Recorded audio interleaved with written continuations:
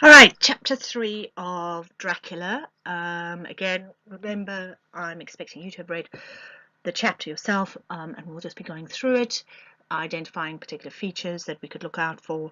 Again, have your colored pens at the ready because that certainly does help.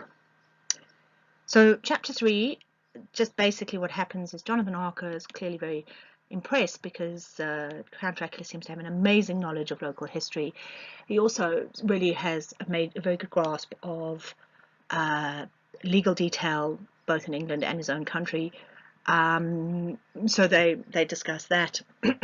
Jonathan also witnesses Count Dracula leaving the castle, and he is visited by three women, and finally comes to realize that there's no way this man he is leaving the castle under his own steam. So when we start, again, as you'll notice, it's Jonathan Harker's journal continued. So we have the idea that he is carrying straight on. So it's from that where he says right at the end of chapter 2 about how he is now a prisoner. This is the next entry. So it's, and when I found I was a prisoner. Okay, remember again, this is a construct. This has been created such, it's not actually a journal, but it has been created in this way and put in this order for a specific reason. So we've got this idea of when I found I was a prisoner, sort of wild feeling came over me. So this first paragraph looks at the sense of panic and the Gothic trope of imprisonment and isolation. And again, we do need to remember that Jonathan is our key to the rational. He is a very rational individual. So for him to be expressing these thoughts causes us as the individual concern. He keeps talking about madness and helplessness, and clearly there's a link between this and the idea of panic. Madness again is a motif, so this is introducing the motif here. Victorian attitudes towards insanity were more progressive than previous zeitgeists, but they built asylums, but there was certainly fear associated with insanity and a lack of understanding. Also, this idea of madness and helplessness and panic is definitely foreshadowing Renfield, who we are going to come on to meet. And there's certainly this link, the idea that if you're mad, you are helpless. I would suggest if you have a strong enough stomach, if you look on YouTube, there are two very, very good documentaries on asylums. The first one being a BBC one, and the second one being the idea of being in Broadmoor, and which is a Victorian asylum. So if you've got a strong stomach, it might be a good idea to watch those two, just to give you an indication of what asylums were like, which of course is important because Carfax is right next to an asylum, so there's that link. Jonathan talks about how he goes into the library, how he's got the opportunity to be in the library. Again, the library is going to be a symbol of knowledge, symbol of learning, symbol of enlightenment and understanding. Again, some critics have suggested that Stoker is using the text to demonstrate the issues associated with ignorance. So ignorance can result in intolerance for other people, intolerance for different ideas, and intolerance for different beliefs. Perhaps it can also allow or encourage xenophobia, and it's this whole idea that we need to be enlightened, we need to be able to read, we need to be able to understand what's going on, and that is what helps us. So Jonathan spends quite a bit of time in the library. We're also told there are no servants in the house, and this kind of again supports the motif of isolation. The Count himself was the driver of the coach, so that just kind of confirms our earlier suspicions. remember we spoke in chapter 2 about how he's never seen with the driver. And again in chapter 2, remember how I said that the Count was mocking Jonathan by giving him little hints and tips on his weaknesses and how to deal with it. And of course he continues to do this, and he continues to say things like, talk about, he's saying about the crucifix, the garlic, the wild rose. These are all things that are what you use to fight a vampire. And also at this point of the diary, there are quite a few questions. He's questioning himself, he's questioning his ideas, he's questioning his decision, and part of him is questioning his own sanity. However, you do need to also realize that it's this is all part, Jonathan's imprisonment and attitude is all part of this deception, this kind of masquerade that is going on. So the Count is clearly keeping things from Jonathan, and he is trying to come to terms with it and trying to realize what his position is, not only in society but in the Count's life. Also can highlight just how important a sense of self is. So we move on to midnight. Jonathan Harker is now going to talk to us and explain. So the previous paragraphs were all about what happens during the day. He is now going to tell us about his interaction with the Count. Again, note midnight. It's not quite the witching hour. The witching hour is 3 in the morning, but of course it's dark. It's nighttime. It's when scary things come out of the cupboard. It's the idea of the monster, and of course the Count is going to tell us about the history of Transylvania. The history is very, very bloody and very violent. We touched on this a little bit when we spoke about Attila the Hun in chapter 1. But Jonathan is very interested in this history, and again, that would be something that the reader would expect of a man like Jonathan. We've been reading his diary, and he is very particular about what he records, and he records it in a clear and lucid and rational manner. So the idea of understanding the historical events behind the country and his love of reading kind of all pulls together, and his need to know motivations and what's gone before just show and stand in are certainly in line with the development of this character. Words like battles indicate that Dracula seems to be focusing on the violence and the bloody nature of Transylvanian history. And it's, I think, very interesting that Harker says the Count spoke as if he'd been present at all of them. Again, the idea that he is a figure who has transcended time because he's not alive. So he probably was at most of those battles, if his position is to be believed. Notice again the kind of language that is used as we go through the next rather long paragraph, which starts with we, says Clee. Again, it's the we, the use of the first person plural, so it's the implication of him identifying with the history and the family and the bloodline. So Dracula is claiming that he is related to Attila the Hun, who, as I said in chapter 1, reigned from 406 to 453. Attila was known as the scourge of God. He was very brutal, he was very violent, he was a warrior without mercy. And again, it's this association and the idea of intertextuality that people would know about this, and the idea that Dracula seems to be quite proud of his heritage is very important. He goes on with his use of language.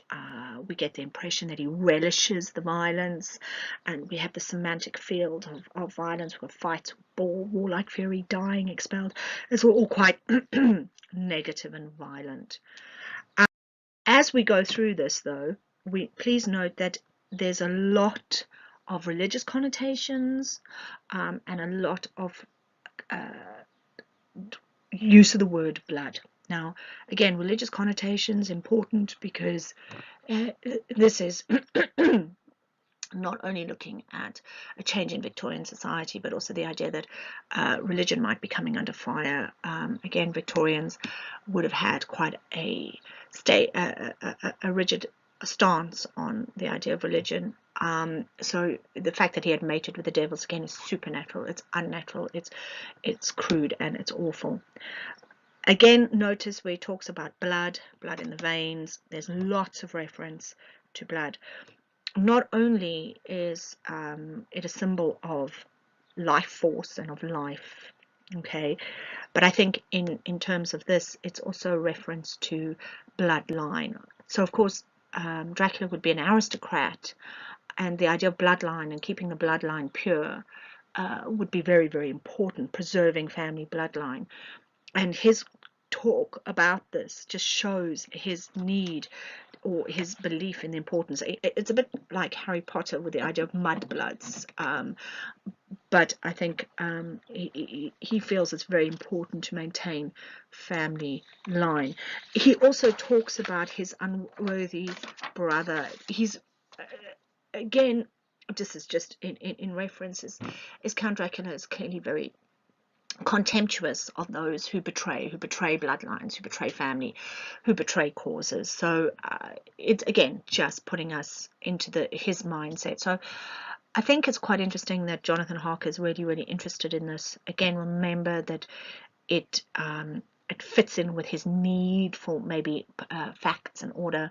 And also I think that by doing this and by allowing Dracula to tell us the story, it gives the reader the necessary vampire background that we need without doing it directly. So we're getting it indirectly.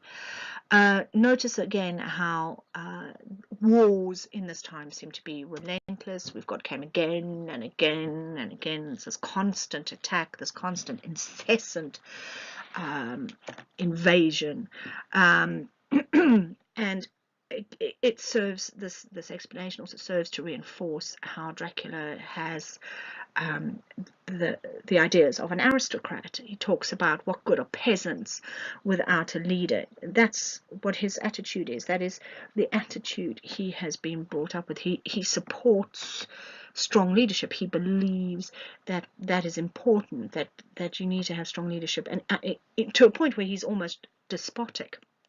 I think, again, we cannot judge him for his beliefs because that is how he was raised.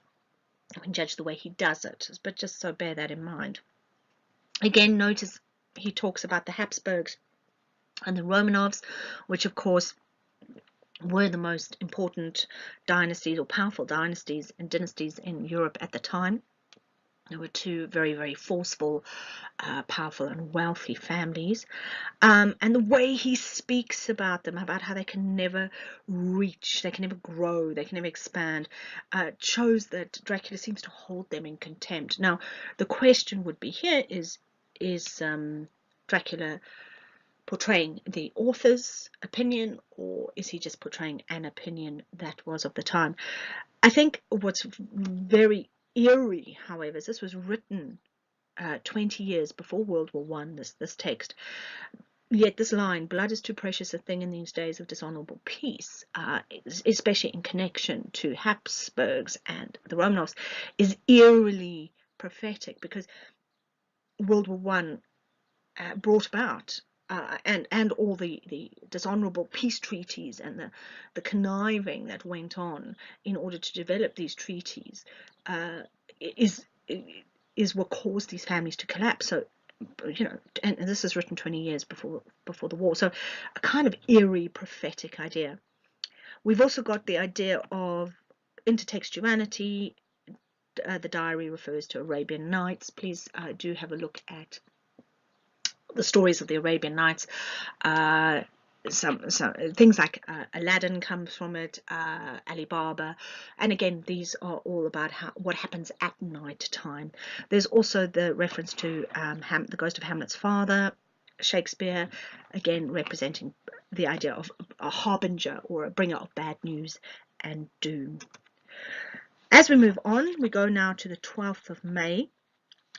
The fact that Jonathan is still dating the diaries entries and says, let me begin with facts. bare, meagre facts verified by books and figures, of which there can be no doubt.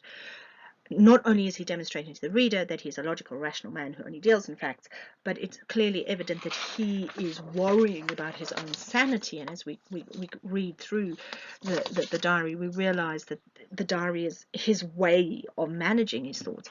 But he's obviously starting to question what's going on around him and whether or not this is natural.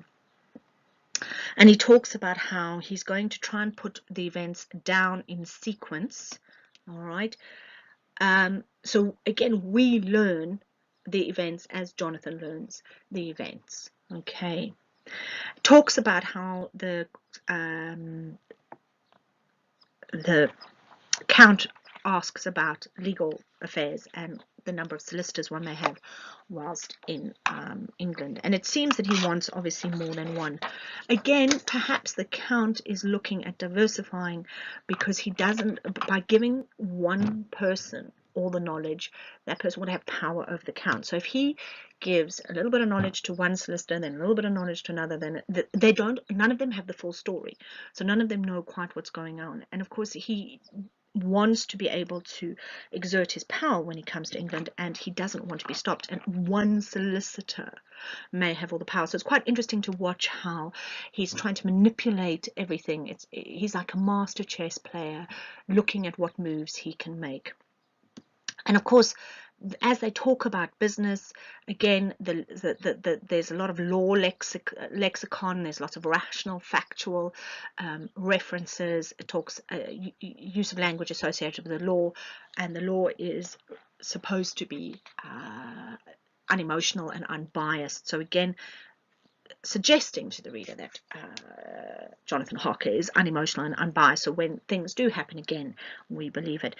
He also informs Jonathan, he wants Jonathan to write 3 letters. He wants Jonathan to inform everybody that he's fine.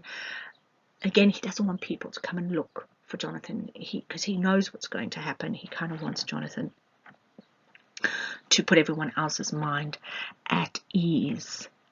And Jonathan says, what could I do but bow acceptance? All right. Clearly, this is where we see the issue surrounding the relationship, or the difficulty in terms of, is Jonathan a guest or a solicitor? He feels there is no way he can deny this. Firstly, it's because it's part of his job, but secondly, he is the guest in the house, and the Count saw his victory in my bow. The Count, please remember, is a very strong character, very dominant, needs to dominate. If you were going to do a psychological profile, he needs to be in control. So this is showing his control. He and Jonathan seem to almost be continuing with the facade here, but Jonathan is starting to get uneasy finally. But their relationship, he realizes there's something wrong and that he shouldn't be complying, but he doesn't know how else to behave. This is a behavior that is ingrained in Jonathan. You behave like a gentleman. Your word is your bond. And notice how he talks about notice the language the Count usually describes Jonathan as a good young friend. It's in contrast with his actions, because we know that, of course, he is manipulating Jonathan, and Jonathan isn't his good friend, but he's using emotional blackmail. He's saying, well, of course you don't want the people at home to worry about you, so if you write these letters, they won't. Okay, and he says, I determined to write only formal notes, but to write fully to them in secret. And to mean he could write in shorthand. Yet he's a prisoner in this house. Who is ever going to send? Becomes aware of that. Notice how again, there's animal imagery associated with the Count. His teeth are described as canine. In this episode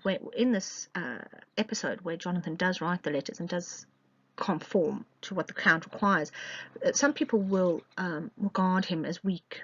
He does what he's told. He falls into line. He behaves as if there's nothing wrong. He doesn't confront the fear or the situation. And contextually, please remember, a Victorian gentleman would never be rude to his host. Okay, and also he is very well aware of his social status. Again, this extract makes reference to dreams and sleep, the motif, and the idea that he is not in control of what is going on. The Count does say to him, "Let me advise you, my dear young friend," so it's a repetition of the phrase, "dear young friend, nay, let me warn you with all seriousness, you should leave these rooms, you will not by any chance go to sleep in any other part of the castle." So again, foreshadowing the attack of the woman, and that they bad dreams, and already hinting at the idea that maybe the events might not be regarded as real. So we then move along, and we have Jonathan talking about later. He says he's writing these words: "He shall not fear to sleep in any place where he is not." Talks about how he's using religion, the crucifix over the head of the bed. The way he talks about it gives the impression that he doesn't necessarily believe that the crucifix will be helpful, but look, he'll try anything. He's pragmatic enough to realize that it might have worked earlier, so it doesn't, even if he doesn't believe, he's going to be putting the crucifix. Perhaps, I think at this point it could be explored that Stoker might be mocking the Victorian idea of putting such great stock in scientific outlook, and the idea that everything has to be proved. Perhaps, you know, Jonathan's inability or not wanting to believe in the supernatural could actually be a result of his downfall. Notice how everything, again, the traditional Gothic trope, we happen at night, and there's moonlight, and everything's dark and shadowy. Again, moonlight associated with madness, lunar being the moon, and the word lunatic coming from that. So just again, it's a constant reminder that madness is underlying all of this. It's important that we see that, because it's a great way of giving the characters an out in the text, because Stoker can't be accused of saying these things do happen. He can be saying that it's a result of madness, and then that kind of lets him off the hook. Notice he then talks about looking out of the window in the moonlight, and the mere beauty seemed to cheer me. Remember, we spoke in the previous chapter about how all he can do is look out the window. He is removed from the situation. But as he looks at the Count's window, and he saw the Count's head coming from the window. I did not see the face, but I knew the man by the neck and the movement of his back and arms. In any case, I would not mistake the hands which had so many opportunities of studying. I was at first interested and somewhat amused, for it was wonderful how small a matter will interest and amuse a man when he is prisoner, but my very feelings changed to repulsion and terror. Note again, I think, looking at the idea of the Victorian scientific outlook, suggesting that when he sees the supernatural creature going down the wall like a lizard, it's a form of amusement. It's the idea that it's not real, but and accepting it, and accepting this means that it's that it would result in this violence. And I think maybe the lack of understanding shows that his inability to cope with his fear. I mean, I think again the supernatural movement is absolutely shocking and completely unnatural, but again we're more inclined to believe Jonathan when he describes what he sees, and I think it's quite interesting that Dracula is compared to a lizard moving along a wall. Remember, lizards are cold-blooded, so is it the idea, again, we're looking at the dual meaning. Have we got cold-blooded because he is not alive, but also the idea that he is lacking emotion, he has no heart, he is not able to love. And he says, what manner of creature is this? And again, he's asking, the questions he's asking just show him trying to come to terms with what he's seeing. As we move on to the 15th of May, you'll note that there's 3 days between journal entries. Perhaps you need to consider, why has he waited 3 days? Maybe nothing much has happened. He's just stuck locked in a castle. But perhaps he is full of fear about what he's seen, very stressed. He's trying to process what he's seeing. I think we need to look at his journal almost being his therapy. It's his way of kind of putting his thoughts down and being able to contemplate what's going on. It's his peace, it's his solace. And as he recommences writing on the 15th of May, note how his words seem to be far more focused, and he's now clearly determined to escape. He's kind of come to terms with the idea he's a prisoner, that this is not a great place for him to be, and he needs to escape. So he's looking at how he can escape, any means he can to escape. He is, and yet all his explorations as he wanders around the castle, coming across absolutely nobody, definitely shows that he is isolated and alone. And he talks about, again, the Gothic setting, about how the castle is on the edge of a great precipice. Again, precipice being the idea of this deep abyss, a cliff.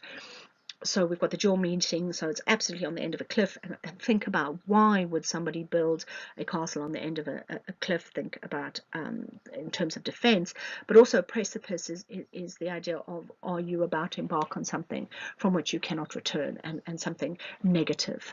When you're standing on the edge of a precipice, it's often associated with decision making.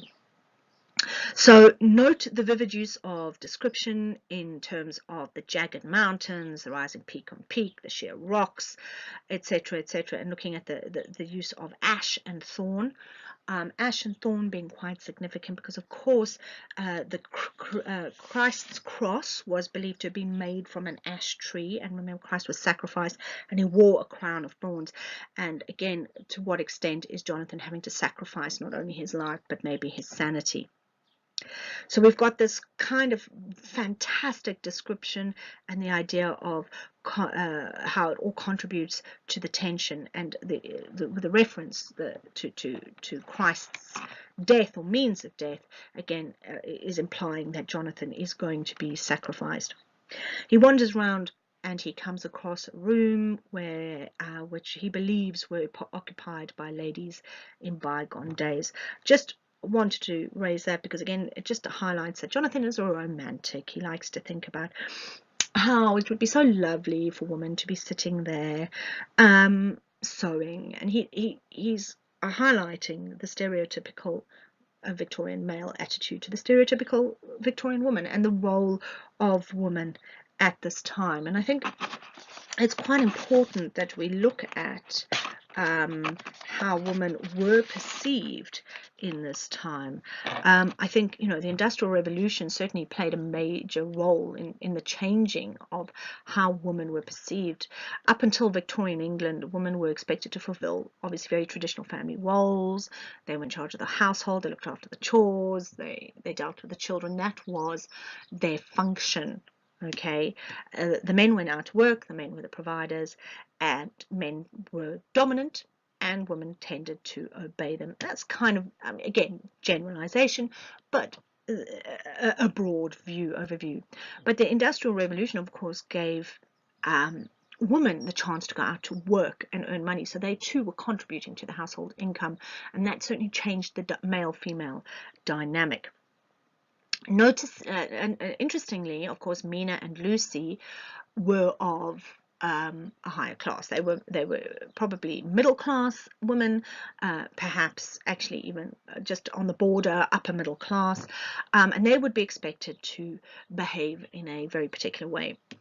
I think the best description of how Victorian women should behave comes from the character Caroline Bingley in Pride and Prejudice, when she says, "A woman must have a thorough knowledge of music, singing, drawing, dancing, and the modern languages.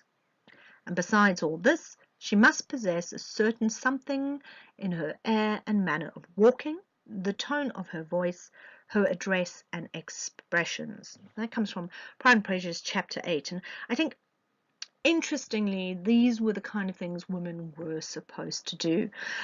Many of these accomplishments for women who were schooled would have come. They would have either gone to being sent to boarding school, or if their family had enough money, they would have had a resident governess. In terms of women and marriage and sexuality, women were not supposed to be sexual beings. They were not to have sexual urges. So they were to remain chaste until they got married. And then when they got married, this union would allow them to have children and be mothers, and not necessarily pursue, or not at all pursue, sexual desires, because only loose women had sexual desires, and that was not appropriate. So it was the idea that young men would often have this kind of idea of women, and would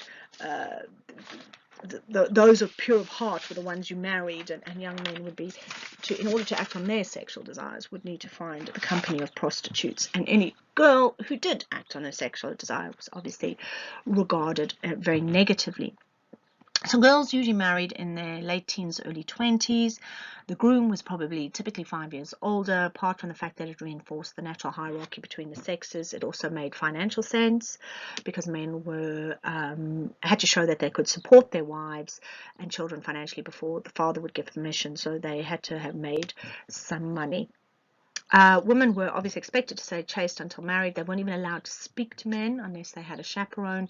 So there were some very strict codes of behavior. They were also not allowed to attend higher education or do professional work.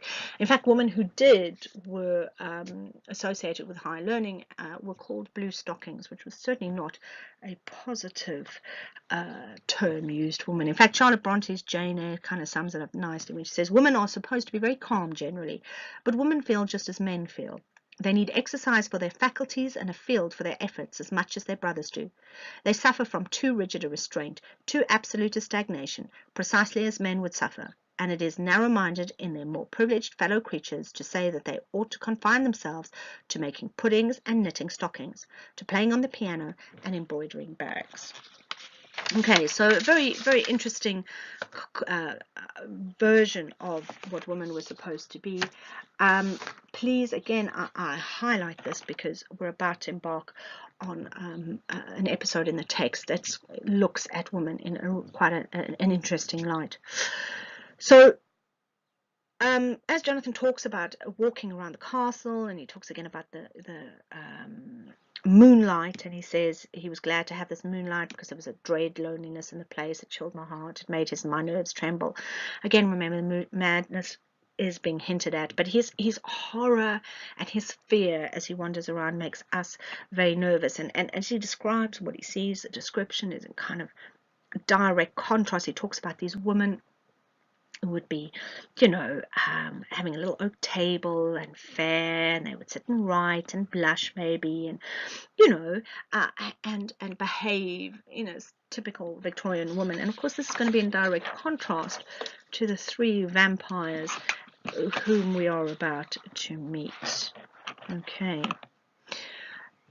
Again, we have a change.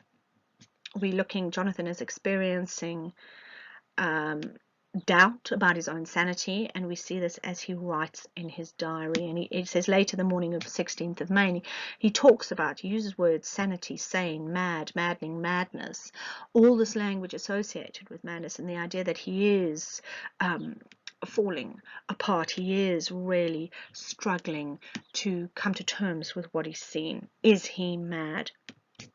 Again, the idea of him perhaps being mad, or perhaps dreaming what is going to happen, could give him a moral out, because his behavior is not morally appropriate, perhaps, for a Victorian audience, but by the idea that him being temporarily mad at least, his behavior is explained.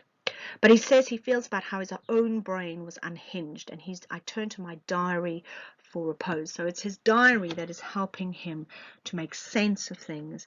By journaling, he's able to kind of keep track of his emotions. And interesting, psychologists often will suggest to patients who are struggling to use a journal to try and keep track of their emotions. So he says, when I'd written my diary, he's finding refuge in this diary. And he says he felt sleepy, and the Count's warning came to my mind, but I took pleasure in disobeying it. So he's not in his room. He is still in the room with the bygone ladies of bygone age. And and as he falls asleep, okay, remember that the idea of sleep is he's no longer in control of his mind, his dreams, and what goes on. Now, again, his sense, the fact that he is asleep, is the idea that his dreams are his deepest repressed desires. They allow him to feed the dreams, allow him to feed his deepest repressed desires. So what happens now again could be said to be a dream, or it could not. It could be real. So again, this is something you need to think about. So he's going to now. We've had this wonderful slow build up to this encounter. We've had a lot of information, and all of a sudden we've got this episode, this really explicit episode that comes up, and we've got three female vampires which are going to be described in erotic, almost pornographic ways. For these three women who are sexually depraved, they are forward, they are making the move on him. Now, for this time, for Victorian England, this was extremely explicit. Okay, and it's almost like these three women are sirens, kind of, from the Greek creatures that would lead men to their death. And again, perhaps they represent repressed sexuality, or the idea of Victorian women having to repress their sexuality and what happens if they do. But it's quite interesting when you look at how they are, what kind of Gothic female they are. So remember, we've certainly got three types of Gothic women. You've got the hag or the mother figure, who is obviously hasn't got any sexuality whatsoever. We've got the femme fatale, who is the beautiful woman who uses her sexuality to dominate, and she's overtly sexual, and she controls men with this. And then of course you've got the victim, like I always think of it as the woman who does a lot of screaming in the hand of King Kong, that kind of victim that needs to be saved. So it's quite an interesting, he talks about how he was not alone. And I think when we come to looking at this encounter, it's perhaps, it's certainly very memorable. It's certainly a very memorable encounter. People do talk about it. And I think it's looking at how women should not initiate or enjoy sex. Again, as we spoke about in Victorian society, that sex was for procreation. It was for children. But and people saw it as unnatural for women to be sexual. And they needed to repress this. But again, when you're looking at Freud and his ideas of repression, and when you look at the supernatural, when ideas and things are repressed, the outcome or the result is very negative. So we've got how he talks about he lands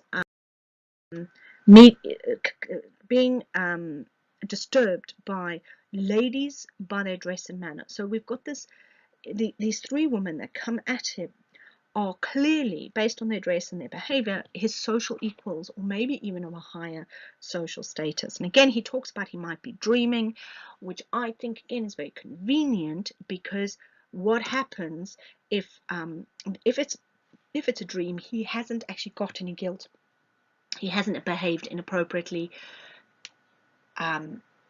It's just been a dream.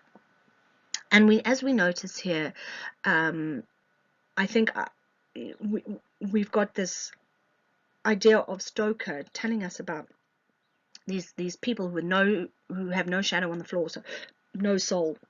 So immediately we know they are vampires.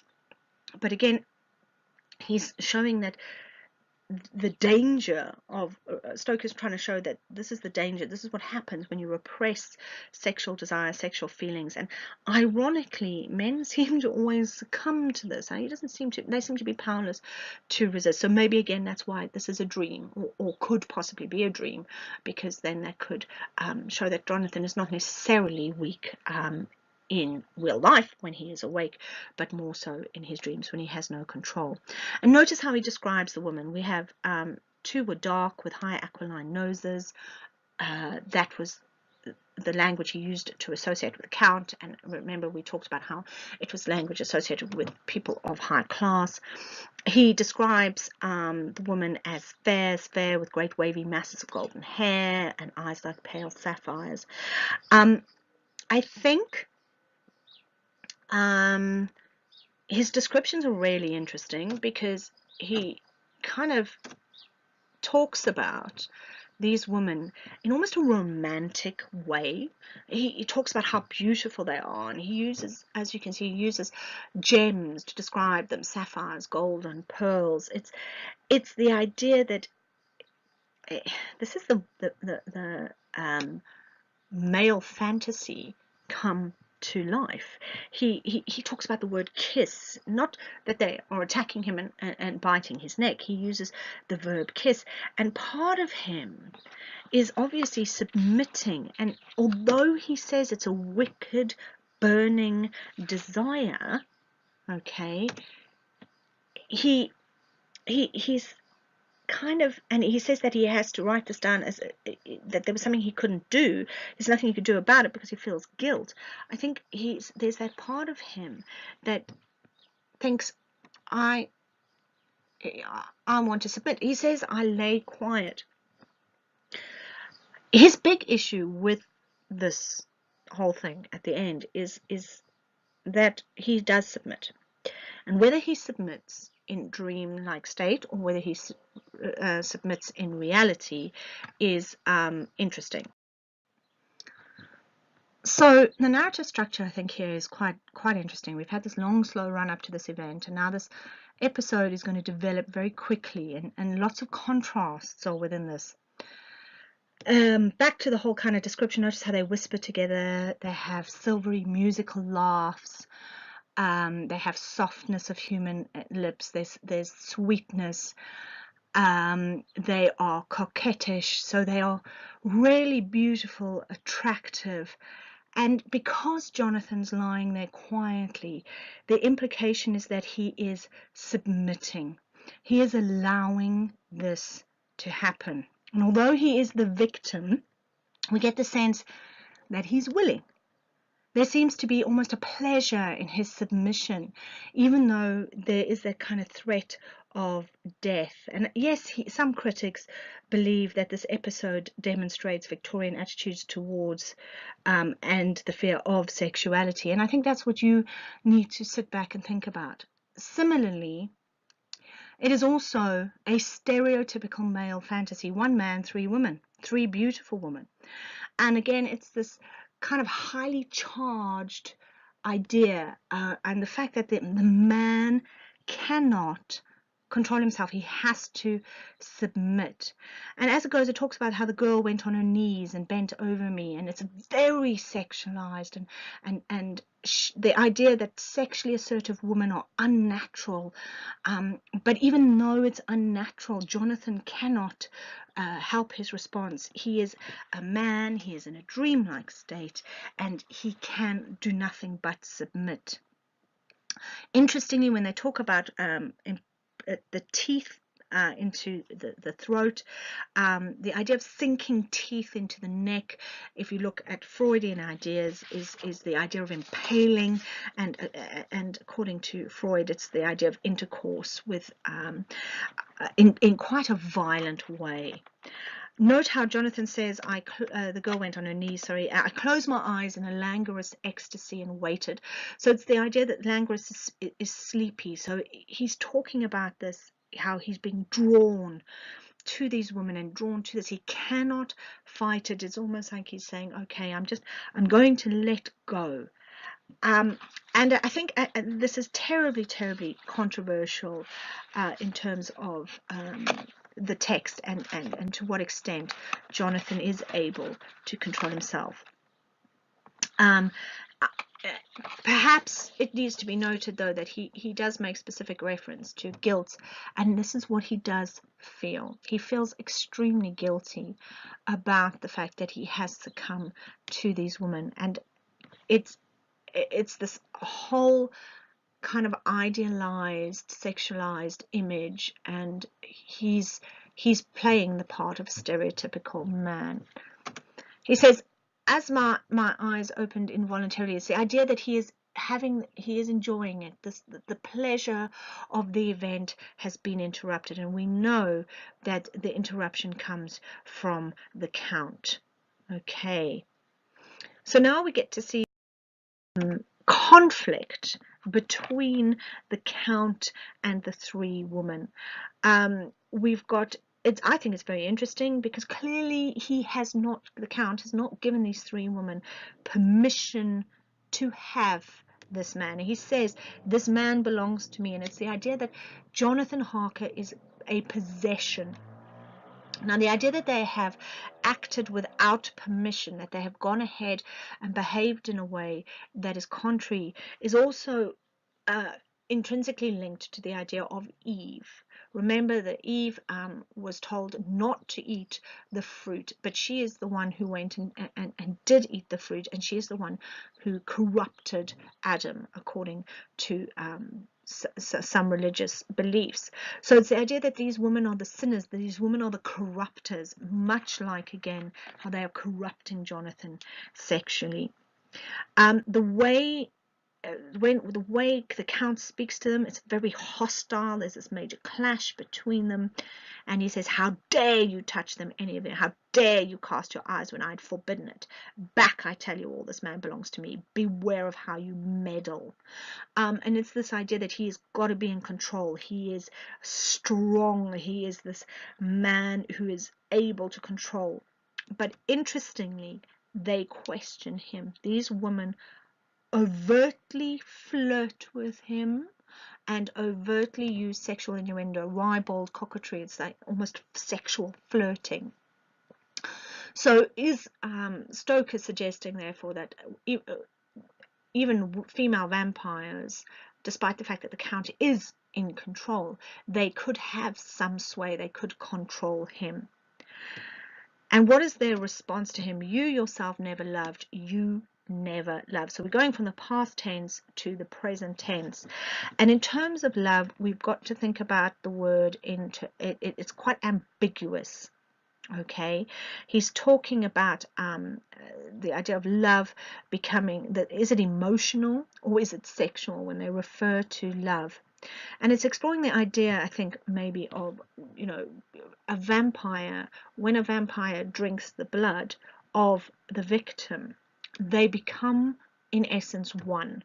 They cleave together. Now, biblically, a man and woman were told to leave their parents and cleave together, to become one. And it's this idea, and the fact that these women are soulless, it's this idea that this is almost this bastardized religion, this corruption of religion, and the end result of corrupting religion and corrupting morality is so detrimental to society. Okay, notice how the Count is clearly in charge. He is the one, how dare you, he tells them what to do, but his servants question him. He cannot kill them again. It's that the ultimate punishment has been taken away, and they feel that they can question him, which is quite, again, also interesting. So now the idea of this love, you yourself never loved. You have not been in love. You have not experienced love, and you will, or you never love. You don't love us. You don't. Now, are we talking about love as sexual frustration? Are we talking about this bloodlust, or is it a sincere need? Do these women need affirmation? And he says, yes, I too can love. You yourselves can tell it from the past. So again, the implication is that perhaps he has loved. He has once upon a time loved, but was it so long ago that he has forgotten? Or the implication could be that he's turned these women so long ago and that he maybe loved them, and hence why he turned them. But we are given a kind of sense of, for a momentary kind of idea of pity, maybe, because we pity these women because they've been in this state, and maybe we pity Dracula because his current situation and the fact that he is a vampire takes away his opportunity to love.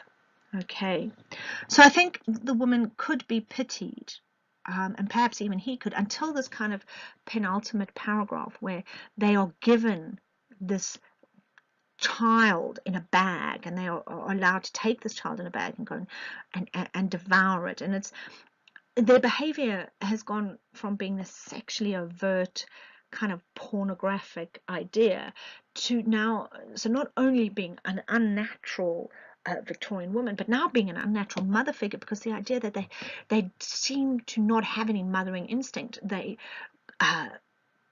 go against the mothering instinct. They're given a child, and instead of nurturing it, they're going off to devour it. Again, hinting perhaps at the idea that blood gives life and blood sustains them, but perhaps also looking at that they're still very young, and looking at the younger the love, the more vitality, the more vibrant the blood, perhaps. So I think the final paragraph, however, which is just simply a sentence, then the horror overcame me and I sank down unconscious, is quite a clever way to end this episode and this sequence of events, because of course it's almost like a theatrical blackout. It's like suddenly all the lights have gone off and the curtains come down, and it's very dramatic because this man clearly is so overwhelmed and so overcome by what has happened and what he's experienced, that he's passed out. His brain cannot cope with it. In an attempt to deal with the situation, he is now unconscious. Now again, you could argue, is he unconscious because of the horror of the events that overcame him, or is he unconscious because he cannot cope with his guilt at the fact that he cheated on his fiancée? Again, something you could look at exploring, or possibly giving your own opinion. So could Stoker then be suggesting that human sexuality is a threat to civilized society? I mean, he seems to be looking at how men can be manipulated through sex. They can be controlled through sex, and that this is unnatural, that controlling people through sex is unnatural. But the idea that they are almost unable to fight it. And I think it's quite interesting that we have Stoker using or implying that perhaps Jonathan is experiencing this dream. Is it so that we don't judge him as weak, we the reader, or is it because implying that the reason he is unable to react to this experience is because he is under a spell, or is he just saying that men are weak and easily led by their penis? I think it's something that allows for debate. And especially if you are asked to compare it to another text and looking at the idea of sexuality within the supernatural genre, it does certainly make it is certainly questionable and ambiguous, and something that you could look at in quite a bit of detail. But I think as we draw to the end of this chapter, I think we need to look at how Stoker has treated up till now this Dracula legend, as it were. He seems to have created a story that has transcended generations now, because although other people have obviously written vampire texts and vampire movies and all sorts of things since his publishing of this, they all seem to share kind of a number of features. And I'm going to talk you through 13 different features that he uses, that Stoker uses in the text, and quite a few people will those who have subsequent treatment of the legend will tend to include some of these features, maybe all of them, but there's always seems to be a combination. It appears that he has created the key foundation for the vampire story. So Number one is there always seems to be some kind of emissary or servant or messenger who has to travel to a foreign land to meet this Count Dracula. Usually because the Count has bought some kind of property, and the young man has got to help him finalize the deal. So that's the first kind of feature. The second thing that most people tend to use is that and obviously created by Stoker, is that setting is always in Transylvania. The castle is always very remotely populated. It's in a remote area. There's wolves. There's isolation. There doesn't seem to be any main roads to or from the property. It seems to be hard to access. Number three, there's a lot of strangeness. Things are strange. Language and customs are strange. And the peasants with whom the emissary interacts don't seem to be able to communicate. There seems to be a language barrier, and they can't make themselves understood. And they also seem to be terribly, terribly superstitious. The fourth thing is that the emissary will often stop at a remote inn overnight. Number five, the peasants will give this emissary or the servant or this messenger, they'll give him some form of charm to protect. So be it garlic, or be it a stake, or be it a crucifix, they always kind of give him something in order to help protect him. And they always seem to be very scared. They don't want him to continue on his journey. Number six, we've got the Borgo Pass, which appears in many Dracula and vampire stories. Again, it's got mystery associated with it, and it's known for strange things happening. It's kind of the Eastern European version of the Bermuda Triangle. Number seven, the emissary is always met by an employee of Count Dracula and taken to the castle. Number eight, the castle is huge, falling apart, isolated, no easy access, as said earlier. Number nine, everything is always old and musty. Number 10, we only ever see or get to see Count Dracula at night, and he never ever seems to eat anything. 11, the narrator usually sees Count Dracula doing something very supernatural. that was 11. Number 12, there's often one or more female vampires who attempt to seduce the narrator in some way, be it sexually or with ideas. And finally, number 13, the emissary seems to be trapped in the castle and always seems to need to escape. So as you can see, these are the 13 elements of the story that Stoker has created, and tend to be so popular that a number of other sources or other treatments of the tale tend to incorporate either all or certainly some of those.